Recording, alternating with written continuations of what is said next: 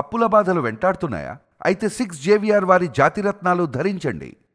Hello అండి, అందరికీ నమస్కారం. నేను మీ కట్టా కార్తీక్. అమెరికా నుంచి ఆస్ట్రేలియా వరకు, ఇటీవల లండన్, అన్ని చోట్ల కూడా వలస వ్యతిరేక ఆందోళన. మా దేశం నుంచి వెళ్ళిపోండి, మా దేశం నుంచి వెళ్ళిపోండి. సరే, ఏ దేశంలో ఆ దేశంలో ప్రత్యేకమైన పరిస్థితులు, ప్రత్యేకమైన నినాదాలు. ఆస్ట్రేలియాలో అయితే భారతీయులు వెళ్ళిపోవాలంటూ ఆందోళనలు. లండన్ వరకు డిఫరెంట్, వలసలు వెళ్ళిపోవాలని, ప్రధానంగా అక్రమ వలసలు వెళ్ళిపోవాలని, ప్రధానంగా అక్రమ వలస వస్తున్నటువంటి ముస్లింలు ఆ దేశాన్ని విడిచి వెళ్ళిపోవాలని.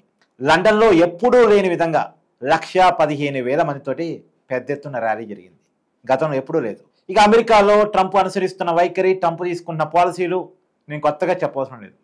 ప్రధానంగా భారతీయుల టార్గెట్గానే, భారతీయులను అడ్డుకోవటం టార్గెట్గానే ట్రంప్ విధానాలు ఉన్నాయి అన్న విషయం మీ అందరికీ కూడా తెలుసు. అక్కడ ఉండి స్థిరపడే వాళ్ళని కూడా తిరిగి మన దేశాన్ని పంపించేందుకోసం ట్రంప్ తీసుకుంటున్న చర్యల గురించి కూడా మీ అందరికీ తెలుసు. సో ప్రపంచం అనుసరిస్తున్న వైఖరిని ఎలా చూడాల్సిన పరిస్థితి కనపడతా ఉంది. మాట్లాడుకునేటువంటి ప్రయత్నం చేద్దాం. నాతో ఉన్నారు సీనియర్ జర్నలిస్ట్ భరత్ రెడ్డి గారు. సార్ నమస్కారం. నమస్తే సార్, ఒకప్పుడు ఐటీ బూమింగ్ 90sలో, అప్పుడే ఐటీకి రోజులు వస్తున్న సమయం. అప్పుడు ప్రపంచీకరణ గుర్తొచ్చింది. సాంకేతిక పరిజ్ఞానం ఉండి చదువుల్లో స్టాండర్డ్స్ ఉన్నటువంటి భారతీయులు గుర్తొచ్చారు. ప్రపంచీకరణ పేరుతోటి మన రమ్మన్నది, ఆఫర్స్ ఇచ్చింది, బ్రహ్మరథం పట్టింది, ఎర్రతివా చేసింది. పెద్ద ఎత్తున రిక్రూట్ చేసుకునే ప్రపంచవ్యాప్తంగా అన్ని కంపెనీలు కూడా. ఇవాళ మైక్రోసాఫ్ట్ సీఈఓగా సత్యనారాయణ చూస్తున్నాం, శాంతనారాయణ చూస్తూ ఉన్నాం, వీళ్ళందరూ చూస్తున్నాం. కానీ ఇప్పుడు ఒక్కసారిగా వాళ్ళ దేశంలో వచ్చినటువంటి నిరుద్యోగ పరిస్థితులు, పేదరిక పరిస్థితులు, ఆర్థిక అసమానత పరిస్థితుల్లో నుంచి వలసలు వెళ్ళిపోవాలి అనేటువంటి, అంటే భారతీయులు ప్రధానంగా కొన్ని దేశాల్లో అయితే భారతీయులు వెళ్ళిపోవాలి, ఈ స్లోగన్స్ ఎట్ట చూడాల్సిన కనపడుతూ ఉంది. ప్రపంచవ్యాప్తంగా మనం చూసుకున్నట్టయితే ఏదో ప్రపంచం అంతా ఒక కుటుంబం, ఎక్కడైనా ఎవరైనా వెళ్ళొచ్చు అనేది ఒక నినాదం తీసుకొచ్చిందే ప్రపంచ దేశాల నుంచి రావడం జరిగింది. ఇప్పుడు ప్రపంచంలో అగ్రస్థానంలో ఉన్న సిఈఓలో అందరూ ఎవరంటే దాదాపు భారతదేశానికి చెందిన నిపుణులే. ఐటీ నిపుణులు కానీ, ఎవరు నిపుణులు కానీ, ఎక్కడ చూసుకున్నా కానీ భారతదేశంలో ఇక్కడ అవకాశాలు మేము పొందలేకపోయాం. కాబట్టి భారతదేశం లాంటి దేశంలో, జనాభా ఎక్కువ ఉన్న దేశంలో మనం ఉద్యోగాలు క్రియేట్ చేయడం అనేది చాలా కష్టమైన పని అయినందువల్ల ఈ ఐటీ విప్లవంతో చాలామంది కూడా విదేశాల వైపు మొగ్గు చూడడం జరిగింది. ఇదంతా కూడా 90s తర్వాత జరిగింది.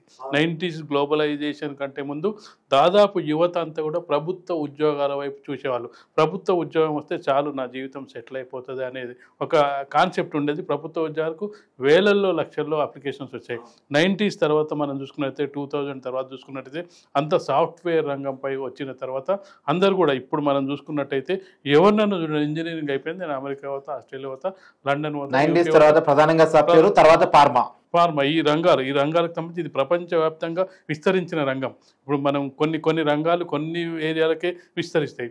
ముఖ్యంగా ఫార్మా, సాఫ్ట్వేర్ రంగాలు ప్రపంచం గ్లోబల్ మొత్తం కూడా విస్తరించిన రంగాల్లో మన యువత కూడా ఏం చేస్తుందంటే అందుకు అనుగుణంగానే చదువుతుంది.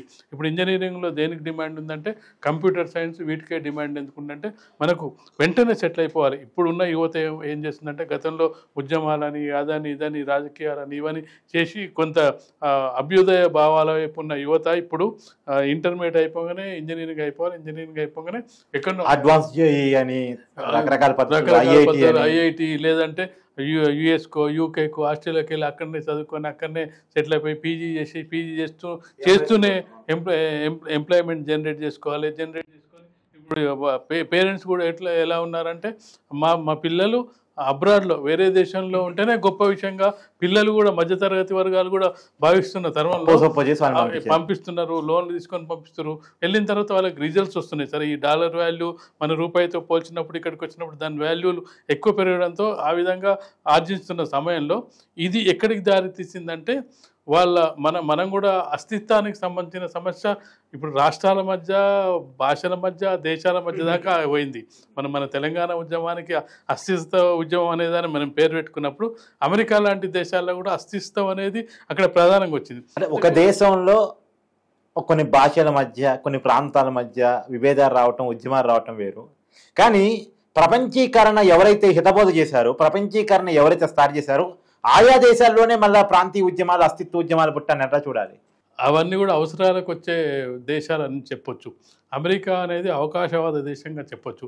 నీకు ఎవరు అవసరం ఉంటే వాళ్ళని వాడుకుంటున్న తర్వాత వదిలేసే ప్రక్రియ. కానీ ఇప్పటికి కూడా అమెరికా విధానాలను చూసుకుంటే అధ్యక్షుడిని చూడాలి కానీ అధ్యక్షుడు చేసే పిచ్చి నిర్ణయాలుగా చూడాలి తప్పితే అమెరికా విధానం కాదని మనం అనుకోవచ్చు. ఎందుకంటే అమెరికా సెనెట్ కానీ అమెరికా అసెంబ్లీలు కానీ ఎవరు కూడా దాన్ని ఆమోదిస్తలేరు. సుప్రీంకోర్టు లాంటివి కూడా దాన్ని వ్యతిరేకిస్తున్నాయి. కేవలం ట్రంప్ ఎన్నిక ఏ విధంగా జరిగిందనేది మనం ఒకసారి గమనించినట్టయితే అమెరికా ఫస్ట్, నేషన్ ఫస్ట్, నా నా నా దేశంలో ఉన్న వాళ్ళకు నాకు ఫస్ట్ ఉద్యోగం రావాలి, బయటి వాళ్ళు వచ్చి ఉద్యోగాలు కొల్లగొడుతున్నారు. ఈ నినాదంతో వెళ్ళి మన ఎన్నికల్లో గెలవడం జరిగింది.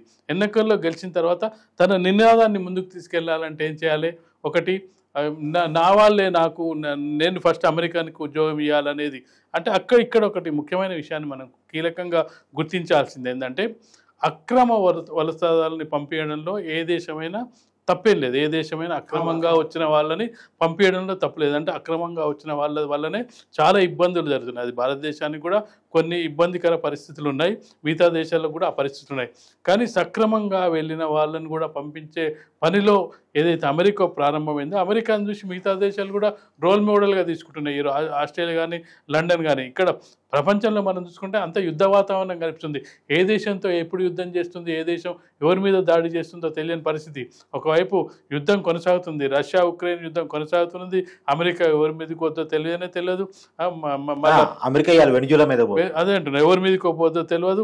ఇలాంటి ప్రపంచంలోనే అంత ఒక యుద్ధ వాతావరణం నెలకొన్న నేపథ్యంలో మనమే ఏదో పాకిస్తాన్తో యుద్ధం చేస్తూ మనం ఏదో ఎందుకులే యుద్ధాలు, మనం శాంతిని కోరుకుంటున్నాం ఆపితే దానిలో మధ్యలో దూరి నేనే ఆపినని చెప్పి ట్రంప్ చెప్పడం. అంటే ఇవన్నీ మనం ఒక్క మాట, భారతదేశం మీద ట్రంప్ కోపం కారణమైంది, మన మీద 50% సుంకాలు.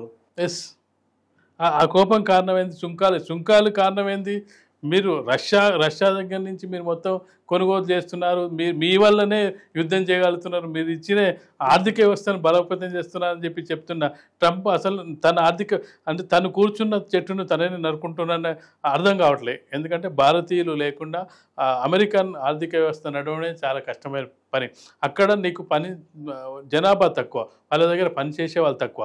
మన దగ్గర నుంచి వెళ్ళిన వాళ్ళే చేసే అవకాశం ఉంటుంది, కొన్ని పనులు మన వాళ్ళే చేసే అవకాశం ఉంటుంది. ఇవన్నీ బేరీజు వేసుకోకుండా ఏమంటారు, వెళ్ళిపోవాలి భారతీయులు వెళ్ళిపోవాలని దీన్ని తీసుకొచ్చి మొత్తం ప్రపంచానికి చుట్టడం ద్వారా ట్రంప్ సాధించింది ఏం లేదు. కానీ ట్రంప్కు అయితే తను కూర్చున్న చెట్టును తనే నరుకున్నట్టుగా మనకు కనిపిస్తుంది.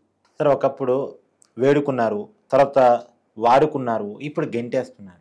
ఈ పరిణామాన్ని అంతర్జాతీయ సమాజం నుంచి చూసినప్పుడు, అంతర్జాతీయ కోణం నుంచి, జియో పాలిటిక్స్ మోడల్లో నుంచి చూసినప్పుడు ఎలా చూడాల్సిన పరిస్థితి కనపడుతుంది? ఇక్కడ అంతర్జాతీయ సమాజాన్ని మనం గమనించినట్టయితే ఎవరు కూడా మోనోపలి సిచ్యువేషన్లో కనిపించట్లేదు. గతంలో ఏంటంటే అమెరికా బేస్డ్గా ఒక ఇది జరిగేది, మొత్తం ప్రపంచ దేశాల ఇన్ని కూడా అమెరికా బేస్గానో లేకపోతే రష్యా బేస్గానో ర్యాలీ అయ్యే అవకాశం ఉండేది. ఇప్పుడు ఆ పరిస్థితి లేదు. ఎవరికి వాళ్ళే వాళ్ళ దేశాల నియంత్రణ, అంటే ఇంకో దేశాన్ని ఆధిపత్యాన్ని సహించే స్థితిలో ఏ చిన్న దేశం కూడా లేదు. మనం చూసాం, అమెరికా లాంటి దేశాన్ని కూడా ఎదుర్కొన్న దేశాలను చూసాం. ఈరోజు ఉక్రెయిన్ వార్ను చూసుకున్నట్టయితే వాళ్ళు ఎన్ని రోజుల నుంచి దాదాపు పోరాడుతున్నారని మనం చూస్తున్నాం. ఎవరు కూడా ప్రపంచాన్ని శాసించే స్థితిలో ఇప్పుడు లేరు. ఈ పరిణామాల నేపథ్యంలో మనం చూసుకున్నప్పుడు ఖచ్చితంగా కూడా ఇది తాత్కాలికంగా ట్రంప్ తీసుకొచ్చిన ఒక కృత్రిమ సమస్యగా చూడాల్సిన అవసరం ఉంది. ఇది శాశ్వతంగా అందరినీ ఒక దేశం నుంచి పూర్తిగా జనాభాని వెళ్ళగొట్టి వేరే వాళ్ళని వెళ్ళగొట్టే పరిస్థితి కనిపించట్లేదు. ట్రంప్ ఉంటే మరో 2 ఏళ్ళు ఉంటారు. ఇది కృత్రిమ సమస్య, కృత్రిమంగానే పరిష్కారం అయిపోతుంది. 1-2 సంవత్సరాల్లో పూర్తిగా ఇది. కాకపోతే ఇది పక్క దేశాలకు విస్తరిస్తుంది. ఇది ఒక చూసుకున్నట్టయితే ఈ సూచన ఇది కొంచెం ప్రమాదకరంగా మనం భావించవచ్చు. అమెరికా నుంచి ఆస్ట్రేలియాకి రావడం జరిగింది, ఆస్ట్రేలియా నుంచి లండన్ రావడం జరిగింది. ఇది ప్రధానంగా భారతీయులు అన్ని దేశాల్లో విస్తరించి ఉన్నారు.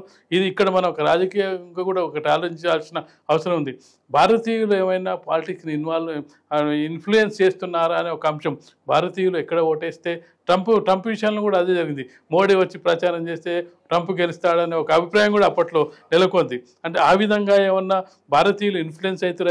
ఎందుకంటే మైనారిటీలు ఎక్కడ ఉంటే వాళ్ళని బుజ్జగించే పని చాలా జరుగుతుంటుంది. అలాంటి సందర్భంలో వీళ్ళు రాజకీయాలు ఇన్ఫ్లుయెన్స్ చేస్తున్నారు, వీళ్ళు ఉండడం వల్ల మేము రిజల్ట్స్ ఏమన్నా అటు ఇటు అవుతున్నాయని ఏమన్నా ఆస్ట్రేలియా కానీ లండన్ కావాలని భయపడుతున్న కెనడా ఆల్రెడీ మనం కెనడా తోటి ఆల్రెడీ కొంత ఖలిస్తాన్ ఉద్యమంతో కొంత విభేదాలు ఆల్రెడీ ఉన్నాయి. కాబట్టి ఇలాంటి పరిస్థితిలో ఇప్పుడు జరుగుతున్నాయన్నీ కూడా తాత్కాలిక కృత్రిమంగానే మనం చూడొచ్చు. Thank you.